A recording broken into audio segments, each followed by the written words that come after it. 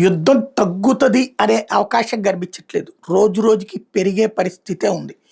పాలస్తీనా Israel మధ్యన వార్‌లో ఫస్ట్‌లో Israel upper hand, ఆ తర్వాత పాలస్తీనా అప్పర్ హ్యాండ్‌గా కనిపించిన ఫైనల్‌గా వచ్చేటప్పటికి గాజాతో సహా ఆ ప్రాంతాలన్నిటిని భస్మీపటలం చేసి చివరికి హమాస్ వాళ్ళకి ఉనికి లేకుండా చేసి లక్షల మంది హమాస్ వాళ్ళని ఇప్పుడు వందల సంఖ్యకి తగ్గించేయగలిగింది ఇజ్రాయెల్. అట్లాగే హెజ్బుల్లా లెబనాన్‌లో ఉన్నటువంటి వేలాది మంది హెజ్బుల్లా తీవ్రవాదుల్ని ఇప్పుడు పదుల సంఖ్యకి లేకపోతే వందల సంఖ్యకి తీసుకురాగలిగింది. అంత దాడులు చేసి దాన్ని దెబ్బ కొట్టి వదిలిపెట్టింది ఇజ్రాయెల్. ఇప్పుడు అట్లాంటి ఇజ్రాయెల్‌కి సంబంధించి మరొక కీలకమైనటువంటి అంశం నడుస్తోంది.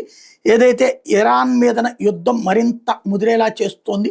క్రమక్రమంగా అక్కడ ఉంటే ఇప్పటికే అణుస్థావరాల కాలంగా రేడియేషన్ వచ్చింది. అక్కడ పబ్లిక్‌ని అవతలకి షిఫ్ట్ చేసే పరిస్థితుల్లో ఇరాన్ లేదు. దానికి తగినటువంటి వాహనాలు ఏర్పాట్లు లేవు. దాంతో బంకర్లలో దాక్కోమంటుంది. బంకర్లలోనే సమాధి అయిపోయినా ఆశ్చర్యపోనక్కర్లేదు వందలాది మంది ప్రజలు. అది ఒక ప్రమాదం అవుతోంది. రెండవది వచ్చేటప్పటికి ఇంకా అటాక్స్ పెంచుతోందే తప్పించి ఇజ్రాయెల్ ఆపట్లేదు. దానికి ప్రతిగా ఇజ్రాయెల్ మీద ఇరాన్ చేస్తుంది. అంటే వీళ్ళు 100 దెబ్బతీస్తే వాళ్ళు ఒక 10 దెబ్బతీస్తున్నారు.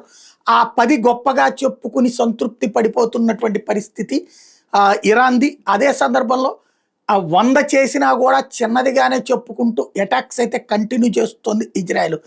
తాజాగా బాలిస్టిక్ అంశాలకు సంబంధించి బాలిస్టిక్ మిసైల్స్ విషయంలో ఈ యుద్ధం ముదిరి పాకాన పడుతూ ఉండటం అన్నటువంటిది ఒక ఎత్తు అయితే, అమెరికాకి సంబంధించినటువంటి 2 డిస్ట్రాయర్లు వార్షిప్స్ మిడిల్ ఈస్ట్ వైపు వెళ్తూ ఉండటం అన్నటువంటిది కూడా యుద్ధ తీవ్రత మరింత పెరుగుతోందే తప్పించి తగ్గట్లేదన్నటువంటి సంకేతం ఇస్తోంది.